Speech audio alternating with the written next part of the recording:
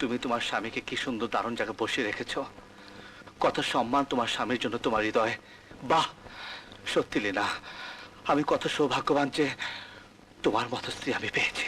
আর আমি কত দুর্ভাগা যে তোমার মতো স্বামী আমি পেয়েছি।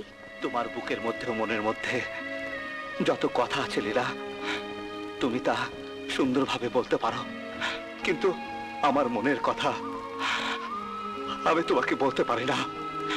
এই বুকে যে কি প্রচন্ড দুঃসহ যন্ত্রণার আগুন তিল তিল করে আমাকে জ্বালিয়ে পুড়িয়ে ছাড়খাড় করে দিচ্ছে, সে সে আমি তোমাকে বোঝাতে পারিনি, আমি বলতেও পারিনি। আমি পাপ করছি না পুণ্য করছি সেটা সেটা আমি এখন তোমাকে বোঝাতে পারবো না। সময় তোমাকে সব বুঝিয়ে দিবে। না না, আমি তোমাকে যেতে দেব না। আজ আমাকে কেউ আটকে রাখতে পারবে না।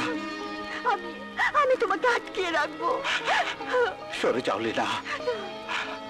আজ আমার জীবনে এক নতুন দিন, যেদিনের জন্য আমি দীর্ঘদিন মাস বছর অপেক্ষা করছি। মা বাবা বোনের রক্তের পিচ্ছির পথ ধরে আমি এখানে এসেছি।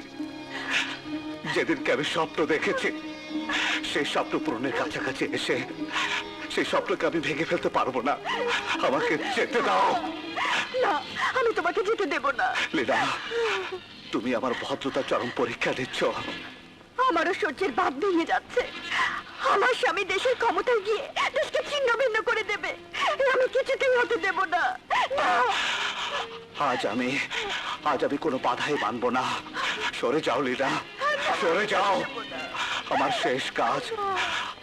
শেষ কাজ আমাকে করতে দাও। সরে যাও লীলা।